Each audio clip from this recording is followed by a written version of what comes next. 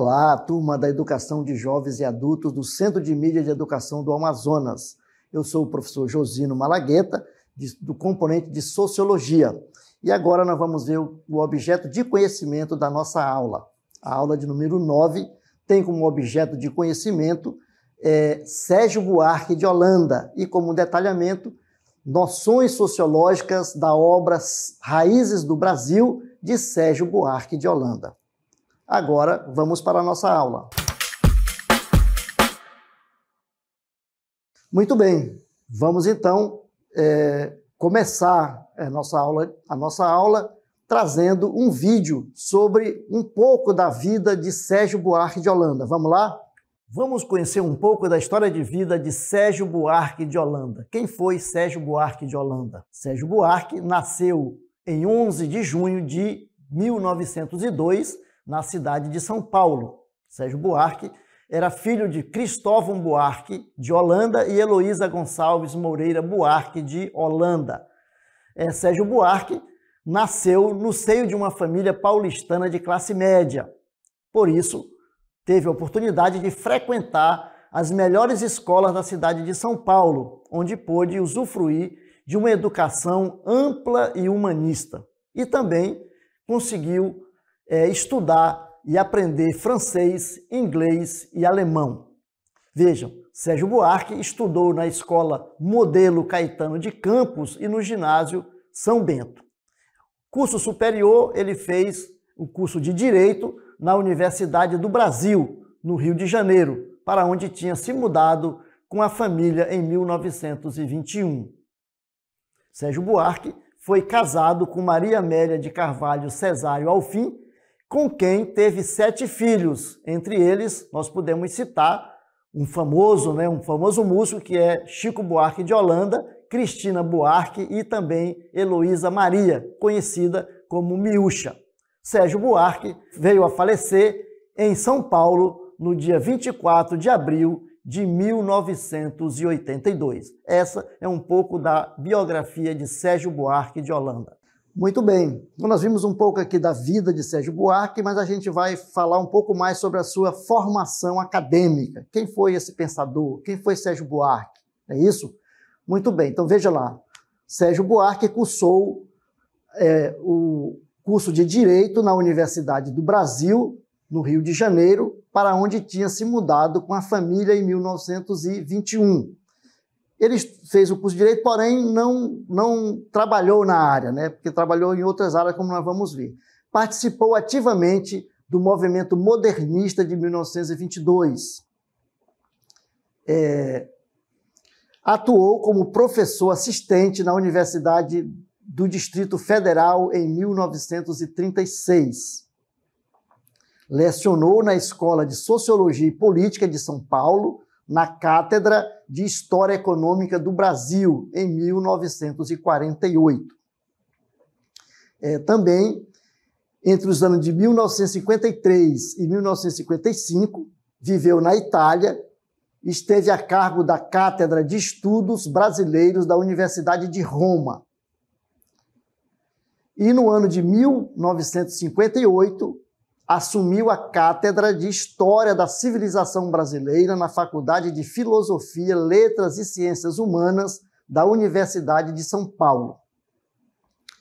A partir de 1960, passou a coordenar o projeto de História Geral da Civilização Brasileira e atuou como professor convidado em universidades no Chile e nos Estados Unidos entre 1963 e 1967. Encerrou sua carreira acadêmica em 1969 em protesto à aposentadoria compulsória imposta pela ditadura militar instalada no país em 1964 a colegas professores. E Sérgio Buarque é tido como um dos mais importantes intelectuais brasileiros do século XX. Vejam lá, então a gente teve aqui uma visão geral, né, da vida de Sérgio Buarque para a gente poder contextualizar o seu pensamento, né? O momento em que ele viveu vai fazer dele um pensador daquele momento. Claro, ele é considerado um clássico da sociologia porque até hoje, quando se estuda a sociedade brasileira, a sociologia brasileira, se busca, né, nos seus livros, nas suas obras, se fundamentar para entender, né, aquilo que foi trabalhado na sociedade como a discussão da formação da sociedade brasileira. E aí nós vamos ver um pouco como que influenciou o pensamento de Sérgio Buarque de Holanda. Então, Sérgio Buarque de Holanda teve influência do pensamento de Max Weber, né? Max Weber, com a sua sociologia compreensiva, influenciou o pensamento de Sérgio Buarque. Então, quando Sérgio Buarque esteve em Berlim, em 1929, como representante dos Diários Associados, ele teve contato com as ideias de Max Weber. Então, foi a partir daí que ele foi, então, aprofundando, conhecendo a sociologia de Max Weber, e depois, quando ele veio estudar a sociedade brasileira, ele colocou em prática a metodologia weberiana. Ao retornar ao Brasil, ele introduziu o pensamento de Weber nos estudos da sociologia brasileira.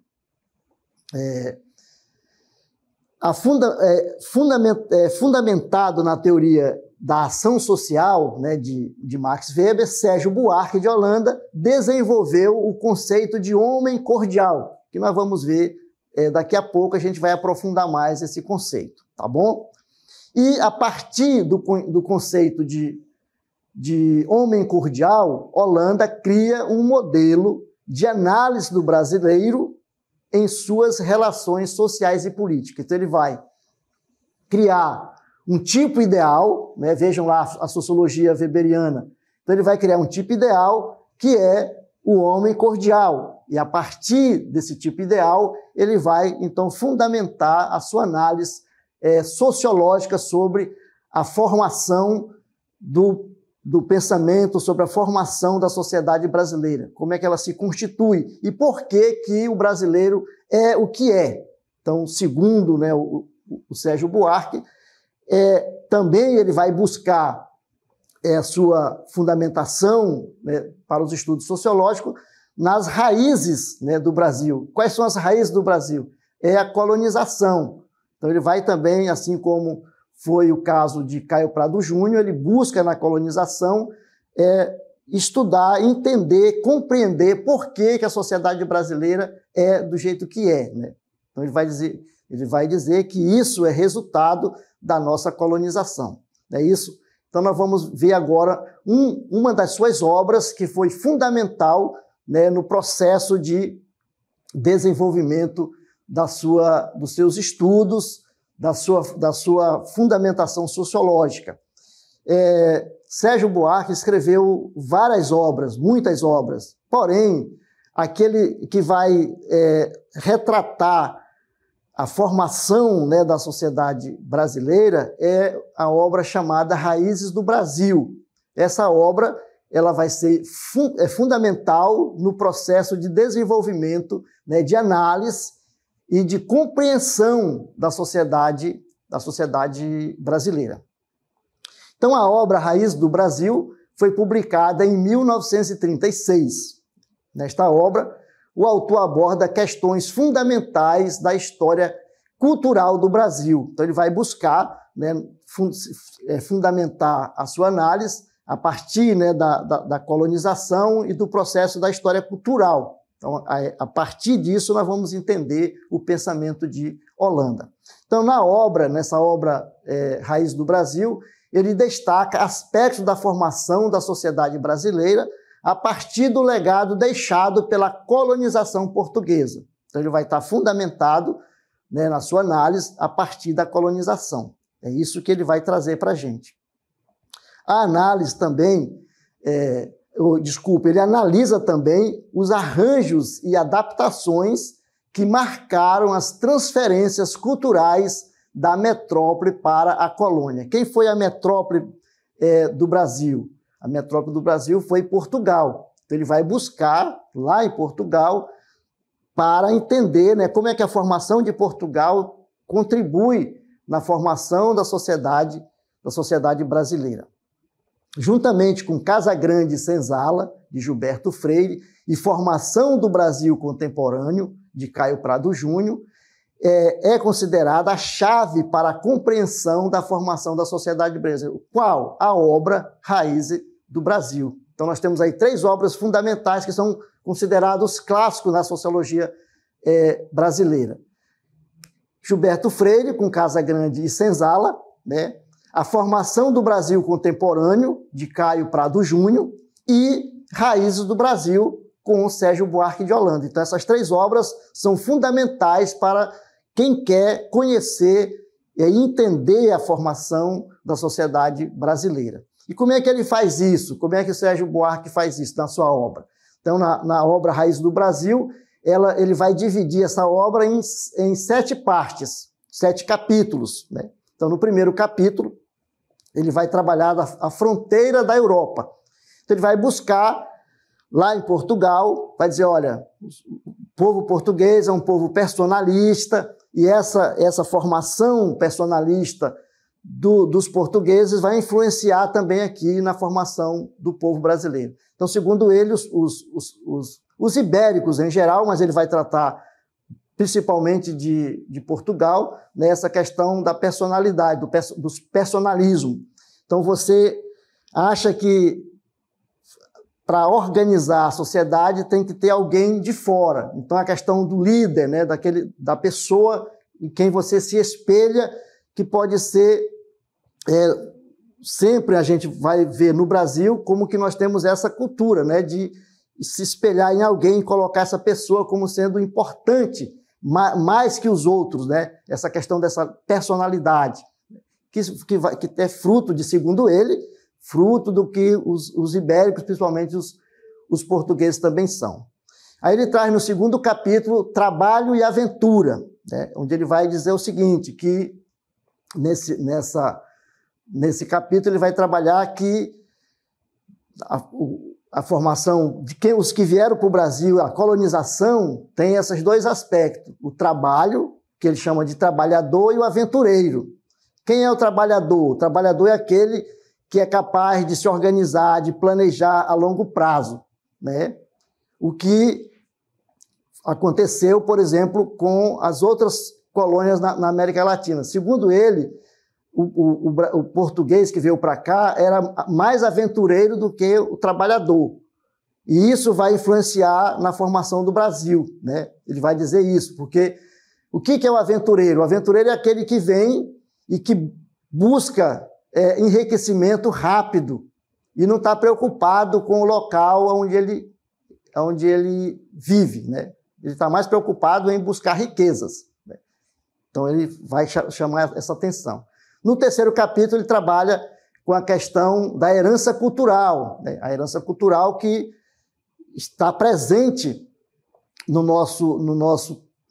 nossa vida, no nosso enraizamento brasileiro, né? Que é a questão, por exemplo, da questão rural, né? Como que a questão do patriarcalismo, né? Do patrimonialismo que está presente na nossa sociedade. E no quarto, ele vai trabalhar a questão do semeador e do ladrilhador. Então, para ele, o português que formou, que veio para cá, que constituiu a sociedade nacional, ele era mais um semeador do que um ladrilhador. Porque ele não estava preocupado em formar cidades constituídas, organizadas, né?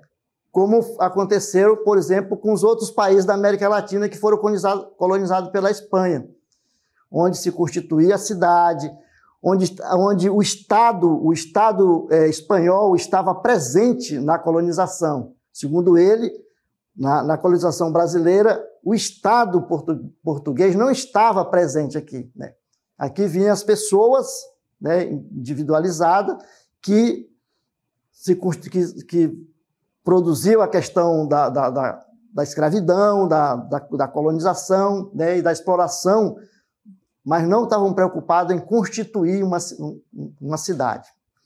E, no quinto, ele trabalha a questão do homem cordial. Isso aqui nós vamos aprofundar na nossa aula, né? Depois, os novos tempos, que ele fala que é a questão do rompimento aí da escravidão, né? Quando o Brasil se torna república, que ele vai romper, então, com aquele atraso, porque o o homem rural, né, ele tem uma ideia atrasada, e isso dificultou a questão do Estado liberal no Brasil, de se constituir um país liberal, porque existia uma afinidade muito próxima entre o particular e o privado, né? Nessa questão que se formava com a questão do patrimonialismo, né?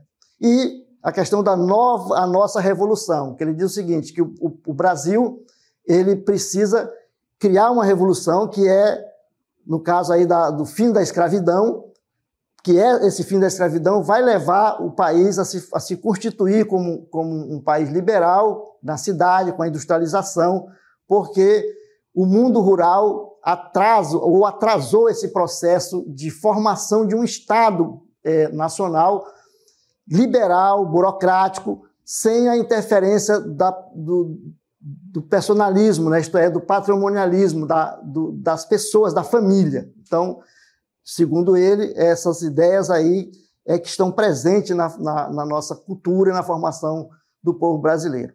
E aí a gente vai trabalhar mais detalhadamente a raiz do Brasil como a questão da colonização, né? Então vejam lá, com base na sociologia compreensiva de Max Weber, Holanda trabalha com 2 tipos ideais. Quais são os 2 tipos ideais? Então vamos aprofundar esses 2 que estão dentro daqueles 7 capítulos que nós vimos.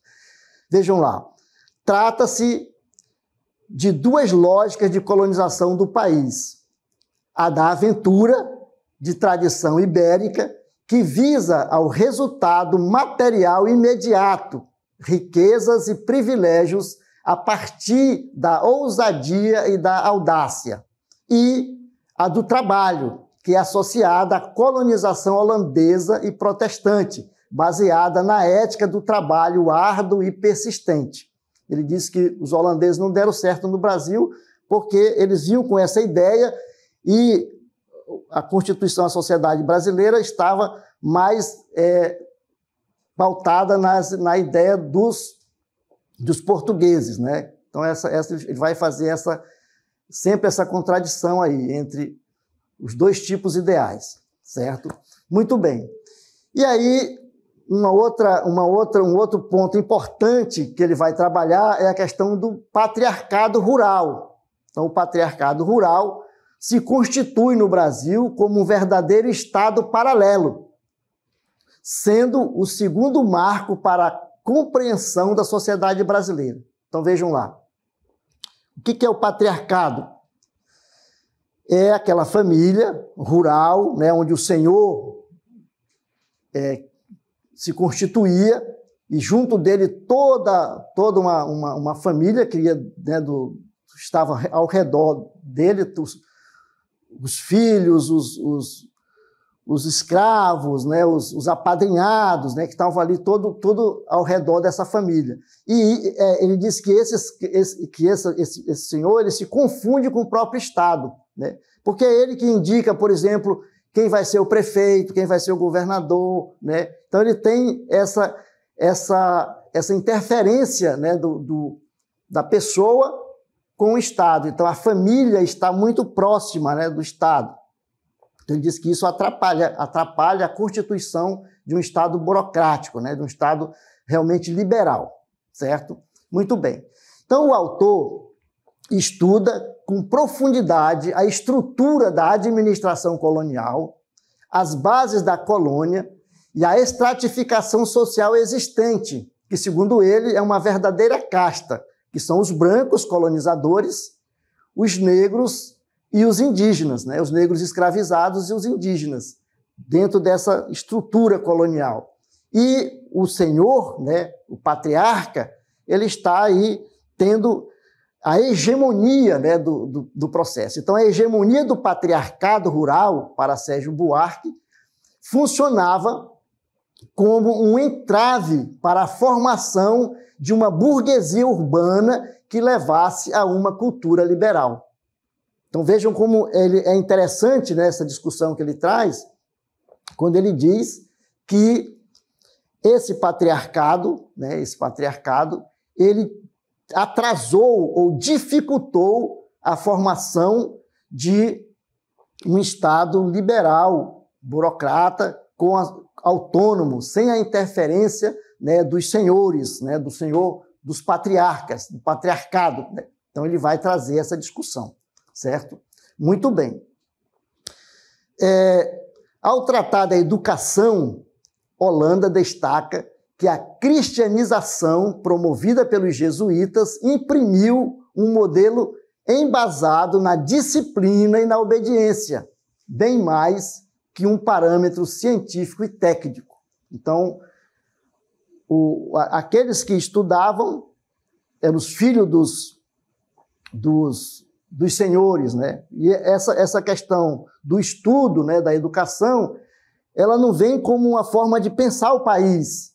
Muitas vezes, esses filhos dos senhores, né, rurais, dos grandes latifundiários, eles estudavam simplesmente por dizer que tinham estudado, né, como um privilégio, né, para se mostrar, mas não tinha a intenção de discutir o país, de pensar o país.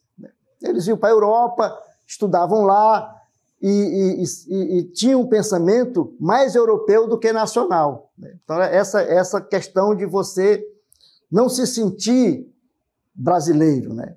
Não se sentir brasileiro, porque você vai estudar fora e você cria, né, um pensamento que não é do seu país, e você não pensa o país.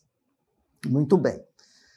Toda a base social e econômica, segundo Sérgio Buarque, estava fundamentada num sistema escravocrata, né?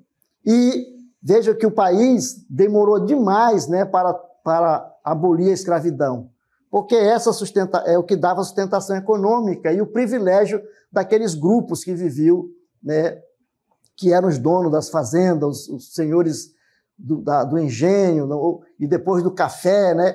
Então, essa estrutura econômica então fundamenta tudo isso aí. Então, é dentro dessa perspectiva que a gente vai entender o país. Muito bem. E aí, a gente vai ver ele trabalhando a questão de raiz do Brasil e o Estado patrimonialista. Então, segundo o autor, segundo Sérgio Buarque de Holanda, o Estado brasileiro, na sua Constituição, é uma extensão da família, como a gente já falou, né? Então, quem vai ser o governador é o indicado, é o apadrinhado, né, do senhor da fazenda. O brasileiro tem dificuldade de separar o público do privado, gerando uma confusão entre a coisa pública e o interesse privado. Como assim, professor? Se você observar da nossa própria Constituição política, né, as pessoas que assumem o poder, eles estão no poder e depois eles já eram o pai deles, os avós deles, né, eram já políticos, prefeitos, governadores, e eles vão botando o pai, depois vem o filho, depois vem o neto, depois vem o bisneto, né, como político. Então, veja, essa ideia de que eles se apropriam do Estado para eles, né, para esse grupo, e o Estado tem que estar a serviço deles. Então, essa é a ideia que ele traz aí da questão do patrimonialismo. Então, o entendimento do conceito de patrimonialismo nos permitirá compreender o conceito de homem cordial. Aí nós vamos trabalhar o conceito de homem cordial que ele traz, que é importante, que é um conceito importante de Sérgio Buarque de Holanda, que se fala muito, mas que se entende pouco, né? Segundo os historiadores, aí os pesquisadores, aqueles que estudam Sérgio Buarque de Holanda, né? Então vejam lá, nessa questão do patrimonialismo, né? É você ter o Estado e a pessoa, por exemplo, no caso, alguém, ele vai dizer, olha, o fulano de tal lá, o ciclano, é meu amigo, né? Ele vai me arrumar um emprego, ele vai empregar minha filha, vai empregar meu filho, meu sobrinho. Então você liga para ele, você tem não, eu com um deputado fulano de tal, eu falo com ele direto, eu ligo para ele. Então, essa é a ideia do homem cordial, né? Então não é a ideia da bondade, da cordialidade. É no sentido de você, do brasileiro, do jeitinho, né? Então ele fala que o Estado patrimonialista é isso, é você tem o Estado, mas o Estado está em favor, né, da sua família, da sua vida, não em favor da sociedade, né, do país, certo? Vamos lá. E aí a gente vai, então, trabalhar um pouco aí a questão do homem cordial, que é esse conceito importante dentro de Sérgio Buarque. Vamos lá? O conceito de homem cordial em Sérgio Buarque de Holanda não diz o que parece ser. Não se trata aqui de polidez, fineza, educação no trato e cordialidade. Não é isso que ele trata com o homem cordial. Ele diz mais. Então, cordial vem do latim cordis e quer significar algo que vem do coração, né?